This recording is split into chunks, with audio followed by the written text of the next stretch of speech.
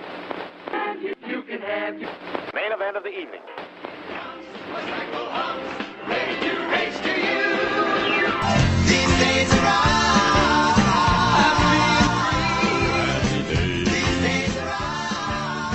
Hello and welcome to These Days Are Ours, a Happy Days podcast. I'm Peter. And I'm Joe. And today, we are discussing Season 7, Episode 13, their closing inspiration point. Okay, Peter, tell us what happens in their closing inspiration point. We open with Richie storming into Arnold's to deliver bad news to Ralph, Potsy, and Chachi. A new expressway being built is planning an off-ramp, one that will go right through inspiration point. The boys are naturally horrified. As is Al once he hears the news as well, though he was initially happy for the potential increase in business. There goes my early retirement.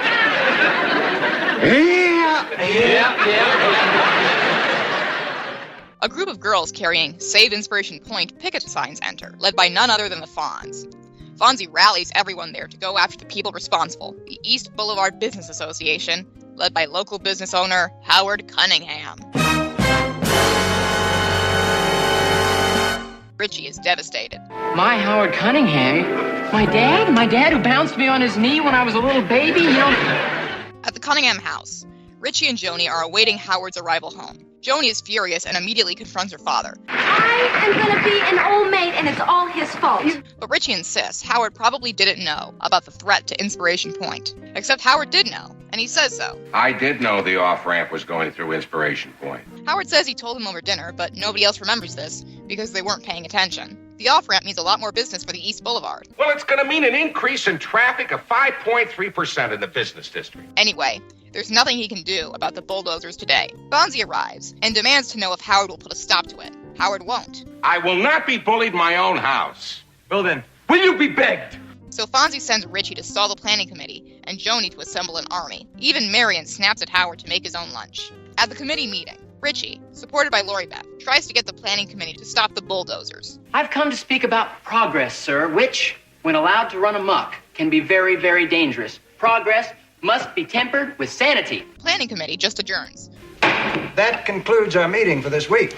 only for one of the construction men to show up and say the bulldozers are all shut down because a certain someone in a leather jacket chained himself to a tree. The next day at Arnold's, Richie and Lori Beth are planning a speech for the next planning committee meeting. Somehow it's just not working right, this speech. It's got to be more dramatic. Joni is collecting signatures on a petition, and Ralph and Potsy are helping make protest signs. How's Potsy coming with his sign? Don't ask. Then Fonzie stomps in, his feet coated in cement. They cut down the tree Fonzie was chained to. Then when he said, I dare you, pour that cement. they did. At the committee meeting, Howard finishes his presentation on how the off-ramp will benefit business owners. The greater the flow of traffic, the greater profits. Now, I think that's, to all of us, very stimulating, huh? Then Richie gives his presentation, which opens with a dramatization of what happens at Inspiration Point, with Ralph and Lori Beth as a couple. Isn't this a lovely scene? Just two people enjoying a little innocent romance. If the off-ramp is built, hearts will be broken. Al steps up to also speak in defense of Inspiration Point, admitting he's never been there, but he's glad to know it's there if he needs it. And I really need it. Then Marion speaks up, saying that romance is not dead among the middle-aged. She may be a mother. But I'm also all woman. Fonzie arrives, dragging a chunk of rock on a chain. Well, Franz, maybe you should have chained yourself to something big like Logan's Boulder or something. This was Logan's Boulder. Marion whispers something into Richie's ear, and Richie calls a witness. Can I get a witness? We said I need a witness. Howard Cunningham. Richie asks how Howard came to buy his house. Howard recounts how he and Marion found a house, but weren't sure if they could afford it. And so they went and talked it over. Where did they go to do that? Inspiration Point. Where? Inspiration Point. Having remembered how Inspiration Point once helped him, Howard says that he's been reminded that there are things more important to him than business. He reminds the rest of the planning committee how one of them went there with his wife, and another went there for a 4th of July picnic. They realize he's right, and Inspiration Point is saved. I like it too. Let's save Inspiration Point. At Arnold's, Richie's band is performing to celebrate Inspiration Point being saved. Richie calls Howard a hero. That last song was dedicated to the hero of the day, Howard Cunningham. Which Marion agrees with. How many people would give up a profit of 5.3%? Howard tells Marion she's always given him 100%. Finding themselves suddenly alone with everyone going to Inspiration Point, Howard and Marion decide to join them. Thank you, Peter. That was their closing inspiration point. It first aired back on December 11th, 1979. Happy Days was followed that night by a new Angie, in which Angie's mom, Teresa, goes to Atlantic City and succumbs to her gambling addiction. You have a gambling problem. NBC had a new episode of The Misadventures of Sheriff Lobo called The Boom Boom Lady. Boom Boom! In which Lobo and his deputies try to stop a mad bomber who's terrorizing the town. And CBS aired the final episode of California Fever, in which bikers and skaters compete for space on the crowded boardwalks of Sunset Beach. So, Peter, of those choices, what are you watching? The Boom Boom Lady. Boom, boom, boom, boom. That sounds amazing. I might have to pay my final respects to California Fever. They tried to go up against Happy Days and The Misadventures of Sheriff Lobo, but they couldn't do it. I will remember you. Their closing inspiration point was directed by Jerry Paris, and it was written by Beverly Bloomberg. The most recent of Beverly's episodes that we covered was Joni. As for guest stars this week, we have Woody Eney as the chairman of the Planning Commission. That's why I'm chairman of this board. Let's hear it for me.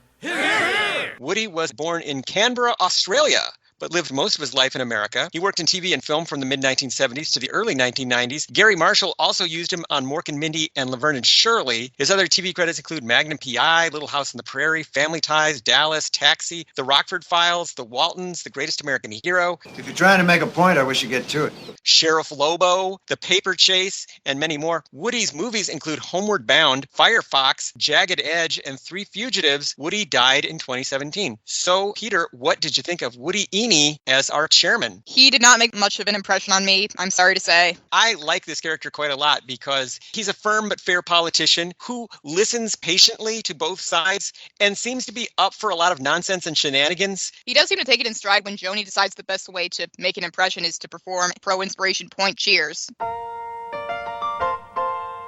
I like that he was written as a more fun-loving, lighthearted character rather than the humorless bureaucrat that this guy could have been. Who just wants to crush young people and their dreams. We also have Leigh Tari as a workman. Some ding-a-ling has chained himself to a tree right in the middle of the axis.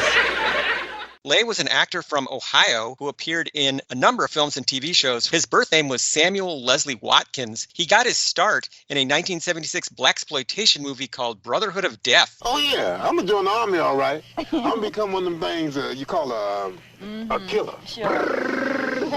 And he worked steadily from there. His movies include The Onion Field, Hollywood Shuffle, and Amazon Women on the Moon. His TV appearances include The Jeffersons, The A-Team, Small Wonder, and a recurring role on Different Strokes. What you talking about, Willie? Tragically, he died of a heart attack in 1987, just a few weeks shy of his 41st birthday. Peter, did Leigh Tari as our workman make any impression on you at all? I was very amused that he called Fonzie a ding-a-ling, because yes, it is kind of ding-a-ling-ish to chain yourself to a tree to stop construction. It's admirable, but it is dangerous. When you give an actor a word like ding-a-ling in a script, it can be tough to sell that kind of dialogue. Such a ding-a-ling.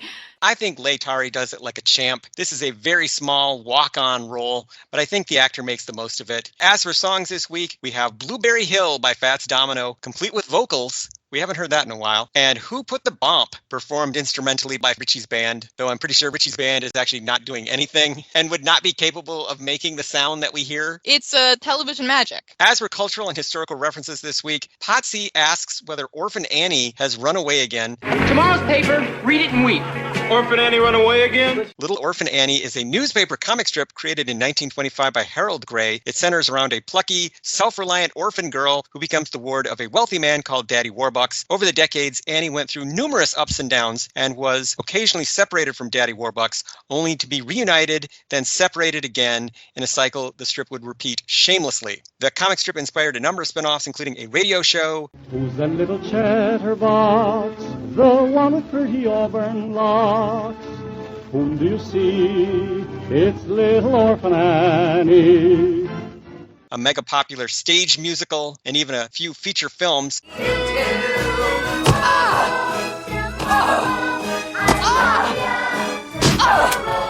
People may not know that Annie's comic strip actually ended in 2010. Since then, she's popped up occasionally in Dick Tracy. Peter, what is your relationship with Little Orphan Annie in any format? I wouldn't really say that I have one. The musical kind of passed me by when I was a kid, which I think would have been the right age to really get into it. I will say that I find it amazing that there was a storyline in the Dick Tracy comic where he and Little Orphan Annie got trapped in this Pleasantville type fake idyllic town and they had to team up to get out. We're like stuck in Nerdville. I have never liked Little Orphan Annie in any format. I've seen the stage musical live. I've seen at least one of the feature films. And I even made an attempt a couple of nights ago to watch that Annie live on NBC that they just did. It's a hard knock life for us. It's a hard knock life for us. And it failed to warm your heart? It did. I have never responded to Little Orphan Annie. Sorry. Leaping lizards. I thought I told you to wait in the limousine. The plot of this episode is built around a common cliche that TV Tropes refers to as community-threatening construction. The off-ramp is going to go right through Inspiration Point. This is when new construction, usually commissioned by bureaucrats or corporate executives, threatens some beloved structure or neighborhood. An older version of this trope is the so-called railroad plot, in which a railroad is scheduled to pass right through an existing town. You can find versions of this story in movies like Who Framed Roger Rabbit and Blazing Saddles. And so the railroad has got to go through Rock Ridge. Rock Ridge, splendid. And such TV shows as The Simpsons, Little House on the Prairie, and The Addams Family. Peter, had you encountered any stories like that in the past? I have, although in my brain I kind of merge it with they want to tear down the community center to build a mall. I think that's what Breakin' was about, and the Hannah Montana movie. Hannah Montana, the movie. I couldn't quite believe that Inspiration Point was anywhere near a highway or anywhere near Cunningham Hardware. Those elements didn't seem to be close to each other. I thought Inspiration Point was way on the outskirts of town. I'm gonna move way out on the outskirts of town. That was the impression I had. Happy Days' relationship to geography in general is weird. As near as I can tell, by the way, there is no East Boulevard in Milwaukee, so please do not go looking for it.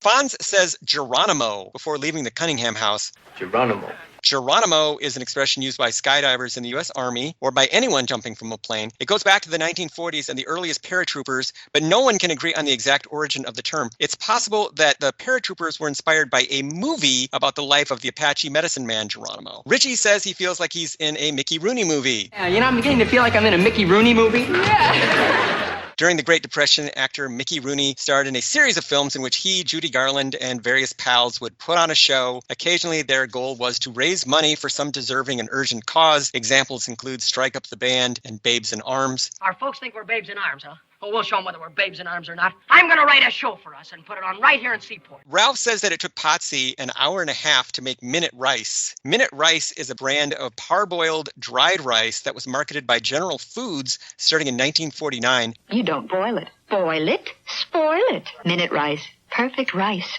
Every time. The product, based on a type of rice developed during World War II as a way of feeding soldiers quickly, is still marketed by a company called Riviana Foods. Huh. And Fonz says, I cannot tell a lie. This is a quote dubiously attributed to George Washington. Oh, yeah, he said, I cannot tell a lie. I did it with my little hatchet. That boy loves to tell the truth all the time. He does, huh? Yeah, he also loves to chop. In fact, the quote and the entire cherry tree myth come from a biography of Washington written by Parson Weem and published in the year 1800. Weem says he got the story from a friend of the Washington family. Sure you did, buddy. Usually when you hear about the cherry tree myth, you hear that it didn't happen, but it might have. I mean, I'm not a friend of the Washington family. Maybe it happened. Can you prove that it didn't happen? Other observations this week. The crowd that follows Fonzie into Arnold's is racially integrated. I'm not sure if that's accurate for Milwaukee in 1961, but it shows some progress on behalf of Happy Days. Another thing that changes over the course of the show is that Ron Howard's sideburns are really getting out of hand. Get rid of those sideburns. What sideburns? You heard me, hippie. They are very, very groovy. Have you started noticing the sideburns? I have. I really want those sideburns. I know they're anachronistic, but I kind of love them. They are elaborate. There's like a 30-degree angle in those things. He looks like a Go Nagai character.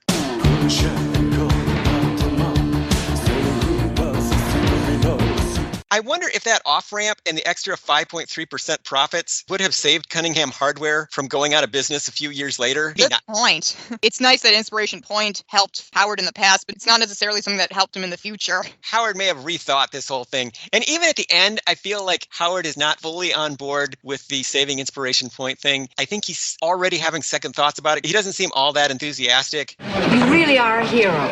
Marion, I didn't do anything special. Oh, you did. Well, on the right side, him and Marion are going to go there and they're going to get frisky, and that's always nice. That is nice, but I think those 5.3% profits would have also been nice. I like the doo-wop musical transitions between scenes in this episode.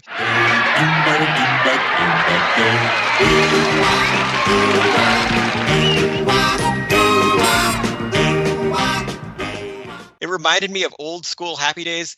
We hadn't heard those doo-wops in a long time, so it was nice to hear them again. Yeah, very nostalgic. Oh God, we're nostalgic for nostalgia. The snake is eating its own tail. And for an episode about Inspiration Point, there are no scenes at Inspiration Point. We've seen Inspiration Point before on the show, have we not? I believe so. In the episode A Room of His Own, where Richie pretends that Fonzie's apartment is his so that he can hook up with a girl who's been to Greenwich Village, we do see him and Ralph and Potsy and their dates making out in a car. It just was like a stand of trees. Maybe they didn't feel like doing it this week. But I also got the impression that Inspiration Point overlooks some kind of cliff. There's some kind of valley or something that they're looking out over. Maybe the off-ramp is going to lead over the cliff like a big slide. That might actually answer some of the geographical riddles that this episode presents. So, Peter, were there any outstanding Happy Days fashions in this episode? I really love the outfit that Marion wears to the planning committee meeting. She's wearing this little pillbox hat and this very classy looking coat. She looks like a widow on the way to her wealthy husband's funeral. She really is all woman. I am so glad you pointed out Marion's outfit because that was one of my favorite things about their closing Inspiration Point. My single favorite element of the entire episode was Marion's pillbox hat. Well, I see you got your brand new leopard skin pillbox hat. I also want to give a shout out to the workman's neckerchief. It really livens up the ensemble. Just because you're working in construction or demolition doesn't mean that you can't add a little sartorial flair to your outfit. So, Peter, did you have any other observations that you wanted to make about their closing Inspiration Point? During the dramatization, Ralph and Lori Beth make out a little because they're playing a couple who would do that at Inspiration Point, and Richie naturally gets kind of pissy about it.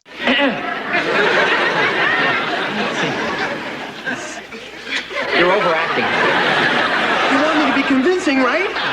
He doesn't do anything to Lori Beth, but he does briefly kind of choke Ralph a little. I don't know how this fits into Richie's ongoing bad boyfriendness, where he'll simultaneously cheat on Lori Beth as soon as she's out of his line of sight, but he'll also get really weird when she's with another guy. I wondered about that too. Richie is very possessive of Lori Beth in this episode, even though I believe he's had romantic liaisons with at least 3 other women this season alone. Dump his ass, Lori Beth. Dump his ass. So, Peter, I will ask that age-old timeless question, was this episode any good? Yeah, it was. This was a fun one. Maybe not super consequential, despite the hangout spot threatening stakes, but there was some fun stuff in it, and I like that it ended with Howard and Marion affirming their love for each other and going to join some teens and making out. I think this episode was quite enjoyable. As I said earlier, it reminded me of old school Happy Days. This is the kind of story that they could have done in season 2 or 3. I like that it was an ensemble piece, basically,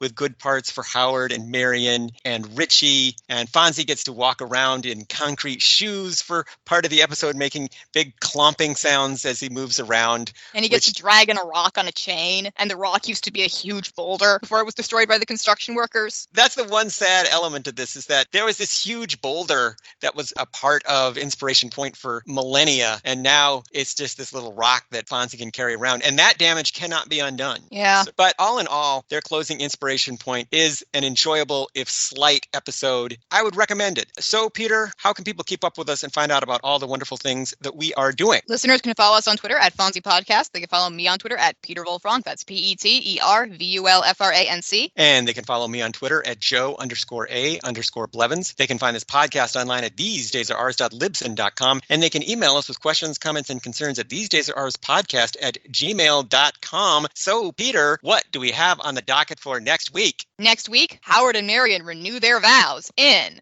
Here Comes the Bride Again. And I will say as a preview that this episode features the two guest stars that I am most excited about in the entire history of Happy Days. How'd you come by all this beauty? Well, both my parents were pretty. Uh-huh. You have any pretty brothers and sisters at home? No, I'm a beautiful only child. So, see you later, alligator. In a while, crocodile. I'm not trying to go to bed with you. I just want to make out in my car. And though I'm dying to fall in love with you, I just want to make out in my car. That concludes our meeting for this week.